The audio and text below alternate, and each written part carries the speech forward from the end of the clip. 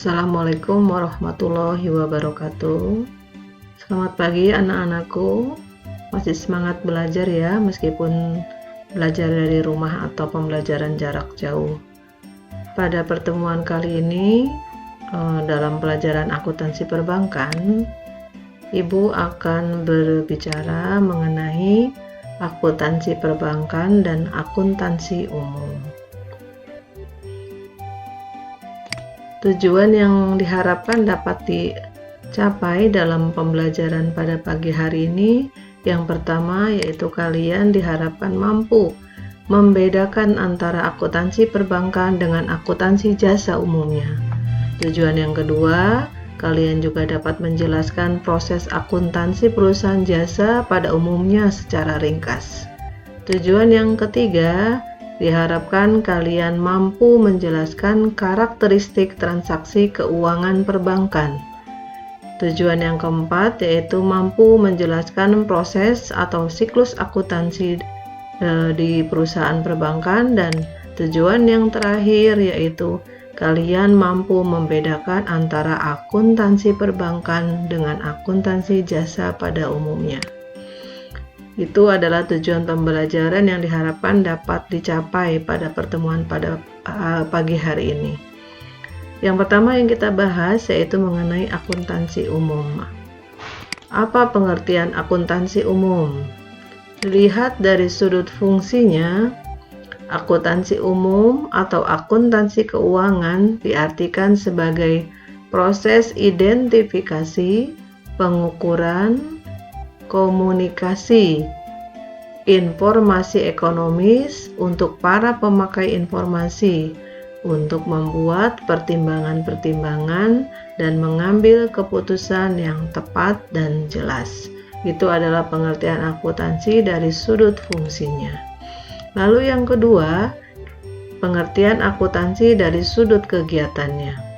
Akuntansi merupakan suatu proses yang meliputi pencatatan, penggolongan, pengikhtisaran, dan pelaporan transaksi keuangan yang terjadi dalam perusahaan. Itu adalah pengertian akuntansi umum. Kita berbicara sekarang mengenai tujuan akuntansi umum. Tujuan akuntansi umum pada dasarnya adalah menyediakan informasi ekonomis dalam bentuk laporan keuangan. Untuk apa? Untuk dikomunikasikan kepada pihak-pihak yang memerlukan informasi tersebut. Informasi keuangan itu biasanya disajikan dalam bentuk laporan keuangan. Adapun laporan keuangan yang kita sudah pelajari, yang pertama yaitu neraca atau laporan posisi keuangan perusahaan. Laporan ini memuat daftar mengenai susunan aktiva, kewajiban, dan modal perusahaan pada suatu periode tertentu. Laporan keuangan bentuk lainnya yaitu laporan laba rugi. Laporan ini memuat daftar pendapatan dan beban-beban untuk suatu periode tertentu. Biasanya, laporan laba rugi ini dilengkapi dengan laporan perubahan modal atau dengan laporan laba yang ditahan. Laporan selanjutnya yaitu laporan perubahan posisi keuangan atau kita sebut laporan arus kas. Laporan arus kas ini berisi informasi mengenai sumber dari mana data diperoleh dan kemana dana tersebut digunakan. Jadi berisi informasi mengenai sumber dana dan apa saja penggunaannya. Proses akuntansi umum itu merupakan rangkaian kegiatan akuntansi yang mencapai tujuannya. Apa itu tadi tujuannya? Yaitu menyediakan laporan keuangan.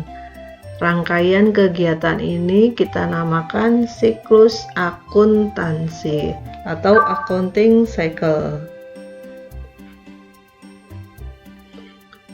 Kegiatan tersebut pada garis besarnya meliputi yang pertama, pencatatan dokumen transaksi ke dalam jurnal. Lalu yang kedua, pemindah bukuan atau posting data jurnal ke buku besar. Dan yang ketiga yaitu penyusunan laporan keuangan. Adapun gambarnya sebagai berikut. Kita lihat dalam tayangan gambar ini, setiap ada transaksi itu akan menghasilkan dokumen transaksi atau bukti transaksi. Ini biasanya berupa dokumen. Contohnya seperti kwitansi, faktur. Dokumen-dokumen tersebut nanti dicatat ke dalam jurnal. Setelah dicatat ke dalam jurnal, lalu terjadi atau kita adakan pemindah bukuan ke buku besar atau istilahnya posting. Jangan lupa ketika kita mencatat dokumen transaksi tersebut ke dalam jurnal, dokumen ini juga harus kita catat ke dalam buku besar pembantu. Sehingga nanti saldo yang ada di buku besar itu akan sama dengan saldo yang ada di buku besar pembantu. Dari buku besar ini nanti kita bisa membuat laporan keuangan. Itu adalah siklus akuntansi perusahaan umum. Selanjutnya kita bicara mengenai akuntansi perbankan. Apa sih karakteristik dari akuntansi yang terjadi di bank atau transaksi keuangan yang terjadi di bank? Yang pertama, volume terjadinya transaksi itu setiap harinya banyak. Lalu yang kedua, transaksi tersebut memerlukan penyelesaian dengan segera. Yang ketiga, transaksi-transaksi tersebut memerlukan buku pembantu yang banyak. Juga memerlukan banyak dokumen-dokumen dasar sebagai bukti pencatatan suatu transaksi. Dan banyak juga transaksi yang mengandung syarat. Ini adalah karakteristik transaksi keuangan yang ada di bank. Apa tujuan akuntansi perbankan? Sebetulnya tujuan akuntansi perbankan tidak berbeda dengan tujuan proses akuntansi pada perusahaan yang lain, yaitu menyediakan laporan keuangan untuk kepentingan intern atau pihak manajemen, juga pihak-pihak yang lainnya. Jadi tujuannya sama ya. Bagaimana dengan laporan keuangan yang ada di bank? Laporan keuangan yang ada di bank menurut pernyataan standar akuntansi keuangan atau PSAK nomor 31 itu terdiri dari yang pertama neraca bank. Sama neraca dengan yang perusahaan jasa. Neraca ini terdiri dari kelompok aktiva, kewajiban, dan modal. Bedanya, aktiva dan kewajiban yang ada di neraca bank itu disajikan dalam neraca menurut tingkat likuiditas dan jatuh temponya. Jadi kalau neraca yang ada di perusahaan jasa yang lain itu disusun atau disajikan berdasarkan tingkat likuiditasnya atau kelancarannya. Sedangkan neraca yang ada di bank itu disusun atau disajikan menurut tingkat likuiditas dan jatuh temponya. Lalu yang kedua, laporan komitmen dan kontingensi adalah laporan mengenai posisi rekening administratif. Posisi rekening administratif itu seperti apa? Yaitu rekening-rekening yang masih mengandung syarat, misalnya kredit yang belum dicairkan, itu bisa jadi pencairannya on time atau bisa jadi juga tidak dicairkan, jadi masih mengandung syarat. Ini laporan komitmen dan kontingensi. Laporan yang berikutnya yaitu laporan laba rugi. Laporan laba rugi sama halnya dengan di perusahaan jasa yang lain. Laporan laba rugi ini memuat informasi mengenai pendapatan dan beban, baik yang diperoleh dari kegiatan utama bank maupun yang diperoleh dari kegiatan yang lainnya. Lalu yang keempat yaitu laporan arus kas. Laporan arus kas ini memuat informasi mengenai dari mana sumber keuangan bank berasal dan bagaimana penggunaannya. apakah mempengaruhi perubahan kas secara keseluruhan. Dan yang berikutnya yaitu laporan catatan atas laporan keuangan. Itu adalah laporan keuangan yang ada di bank. Bagaimana dengan proses akuntansinya? Kita lihat proses akuntansinya. Sama halnya dengan perusahaan jasa yang lainnya. Ini proses terjadi atau proses itu dimulai dengan adanya transaksi. Lalu transaksi tersebut menghasilkan dokumen yang kita sebut dengan bukti transaksi atau dokumen.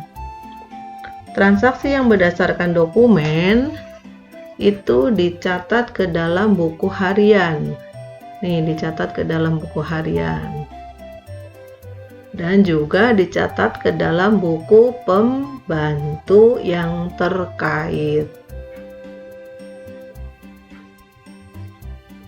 Data catatan dalam buku harian itu diperlukan untuk apa? Untuk menyusun laporan keuangan harian.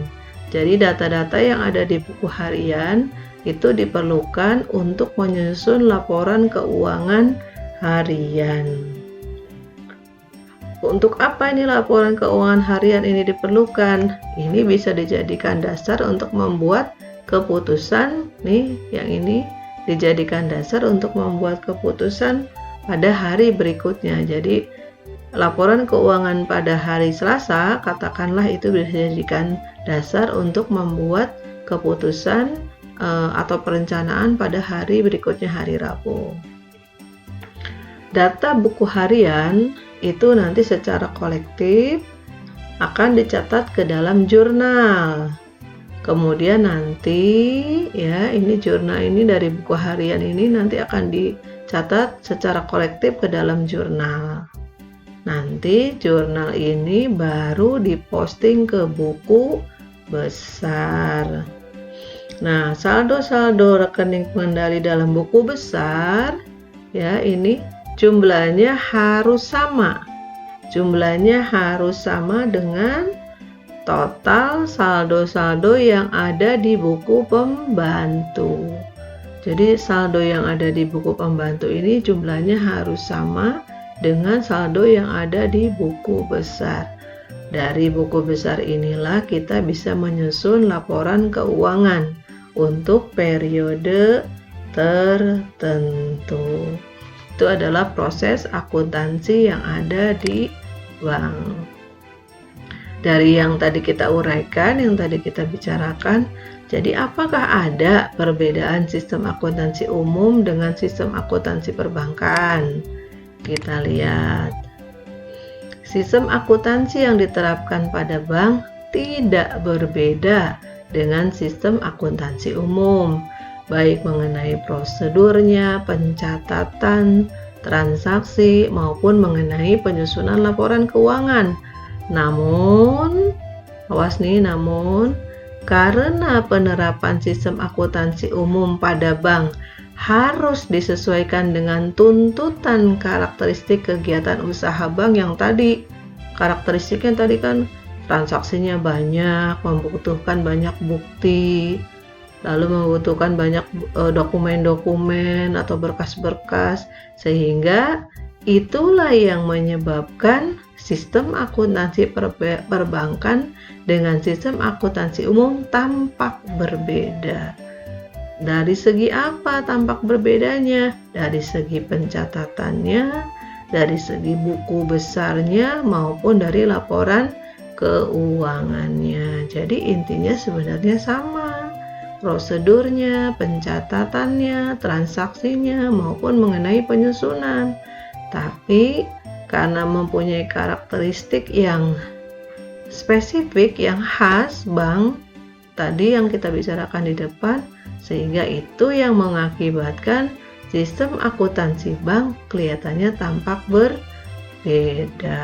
Itu adalah kesimpulan dari apakah sistem akuntansi bank dengan sistem akuntansi umum ada perbedaan? Ya, ada perbedaan. dikarenakan adanya tuntutan karakteristik dari kegiatan yang dijalankan pada bank tersebut. Demikian materi hari ini, mudah-mudahan kalian bisa menyimak dengan baik dan bisa memahami apa yang tadi Ibu sampaikan. Assalamualaikum warahmatullahi wabarakatuh.